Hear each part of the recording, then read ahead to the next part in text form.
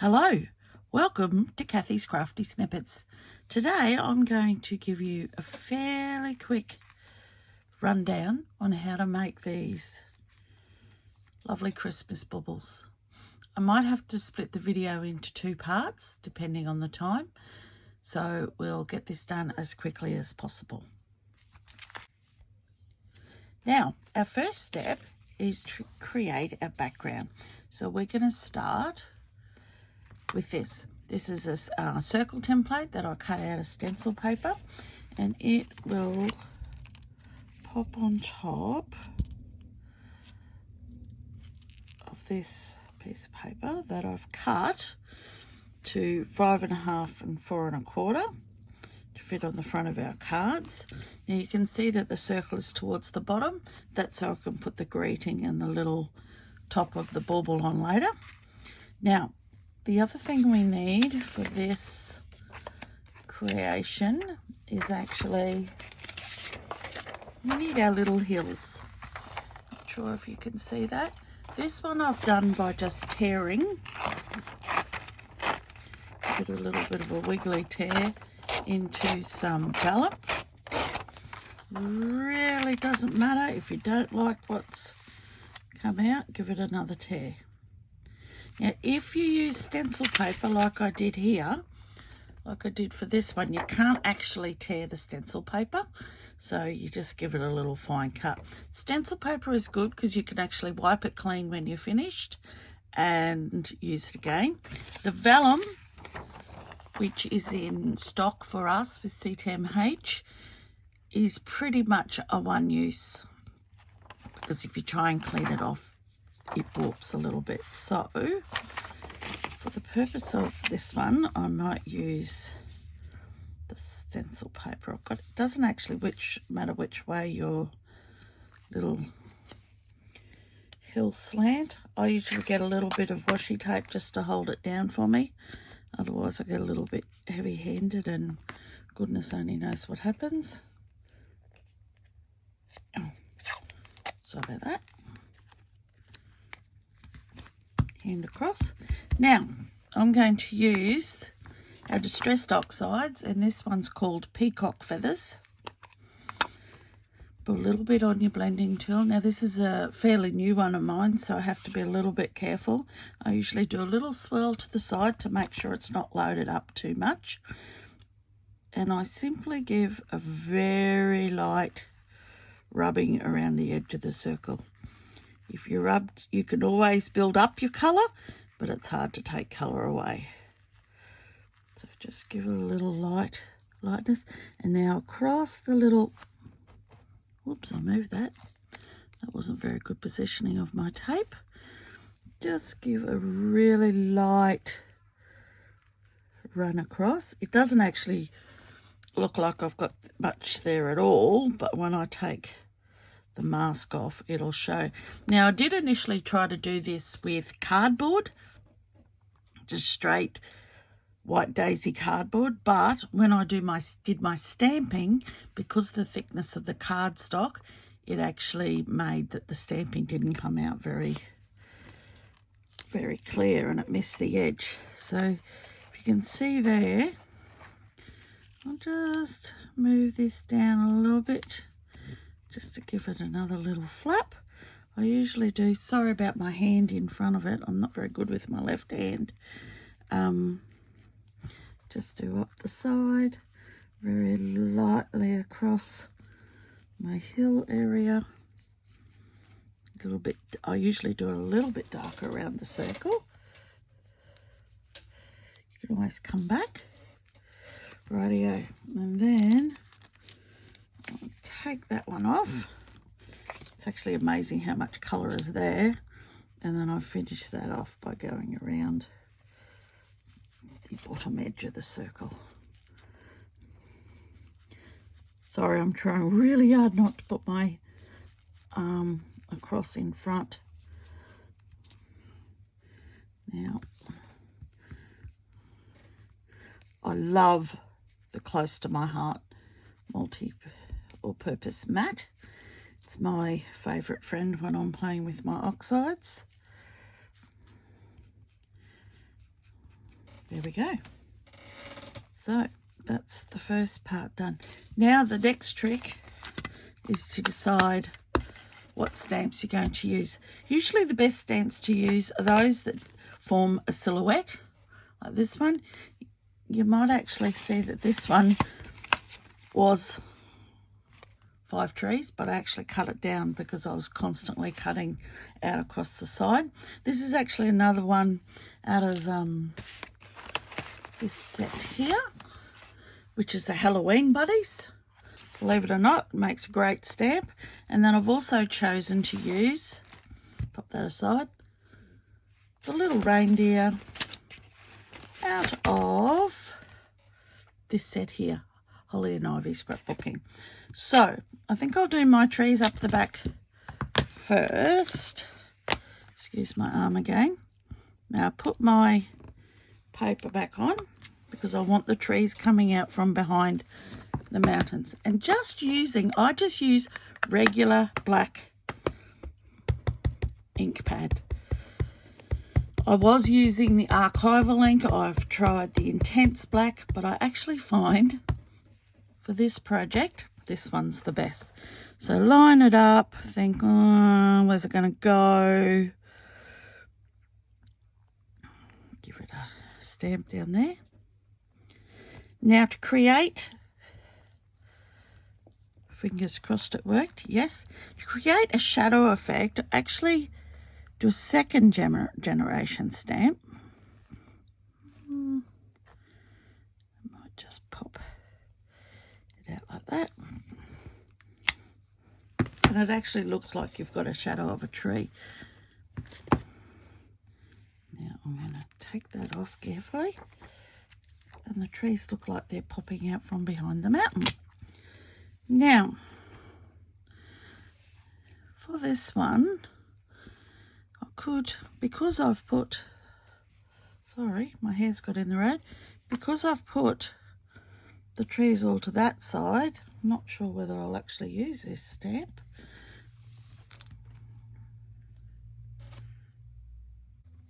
I actually decided to use the tree stamp from the spring scene stamp set. It's a slightly smaller tree, but it'll actually allow me to bring it out into the edge. Since I've started using some of the oxides and doing some of these scenes, I've gone through all of my old stamp sets looking for any silhouette stamps.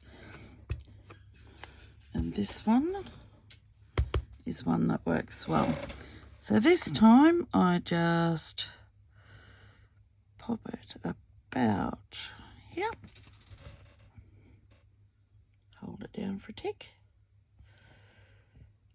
Fingers crossed. And there it is. Now to finish this scene off, I'm going to do the little reindeer.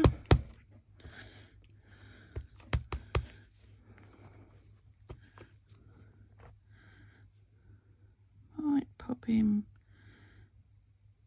over there.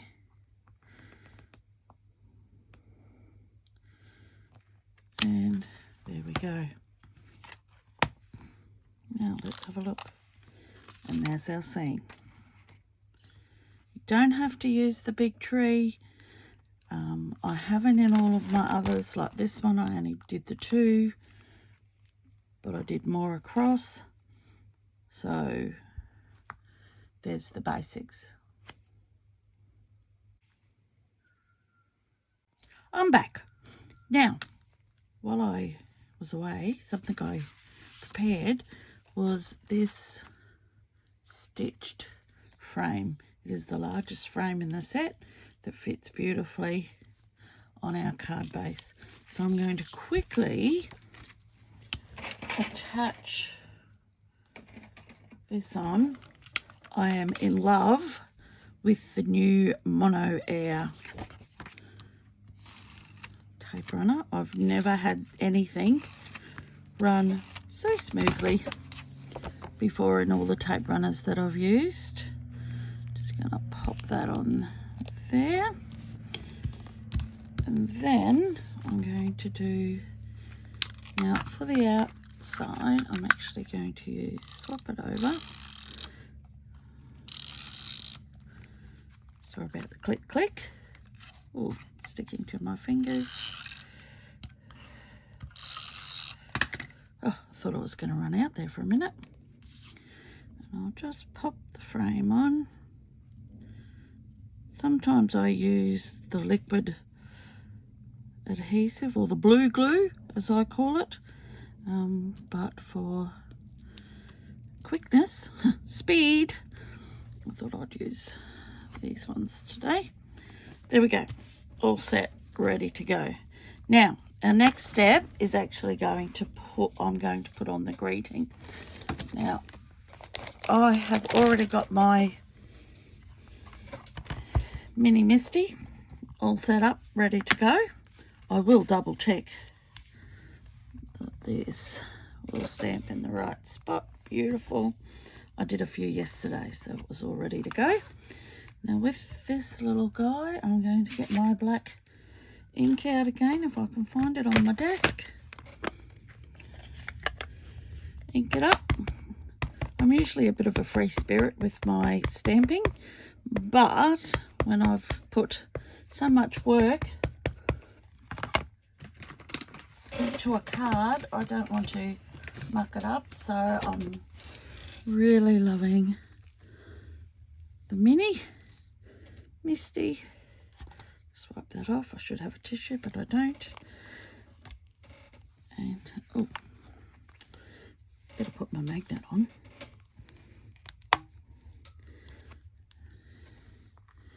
Just give it a stamp, give it a press. I've made this cute little beastie to help me press down. I might actually ink that up again.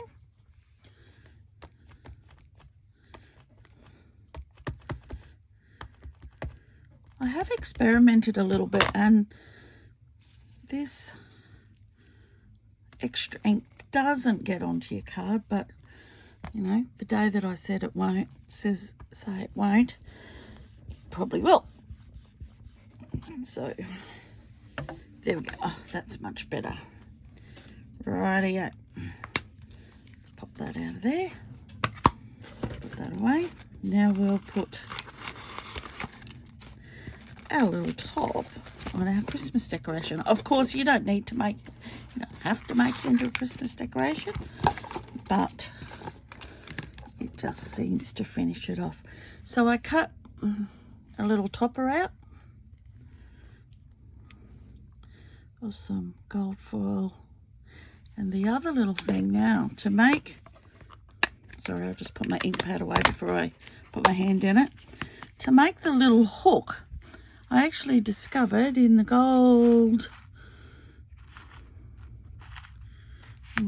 sorry, I have to throw some out here so I can get them, the gold sequins. Grab one of those. I put it on a little mini dot, like such.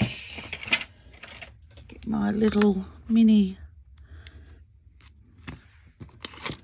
pop it on a piece of vellum so I can see.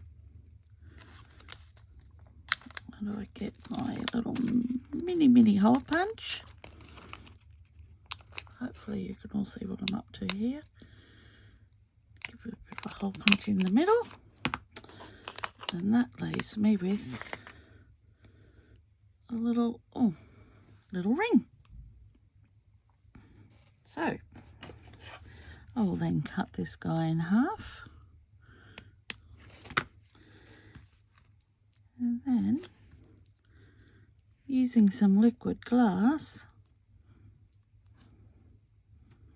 which,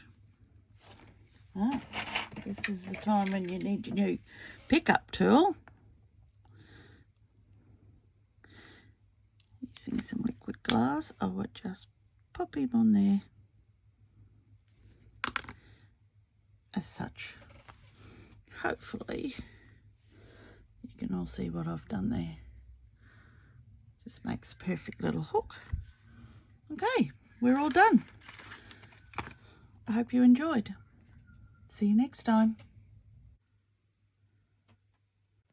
And just when I thought, and you thought, I'd finished, I forgot to show you just some few extra things I pop on at the end.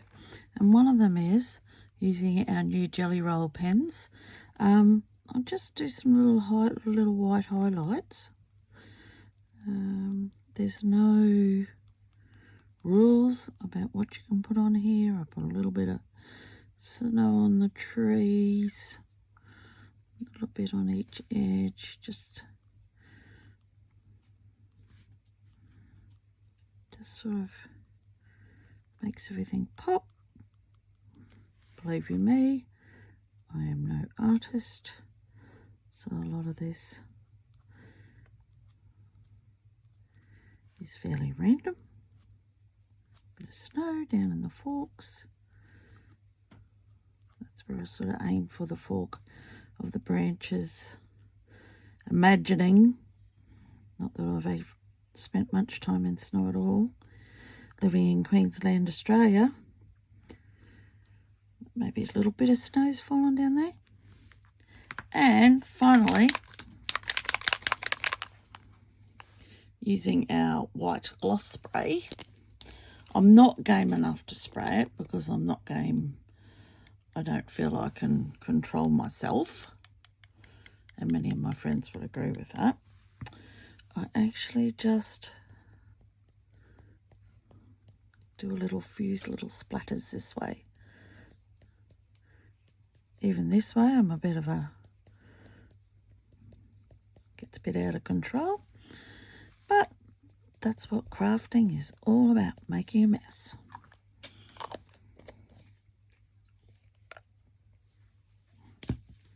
So let's just pop that out. That was actually really silly pulling that out of there like that. Can you see those up close? Hoping. I thought I'd smudged it as I pulled it out, but nope, I got away with that. Okay, great. Thanks.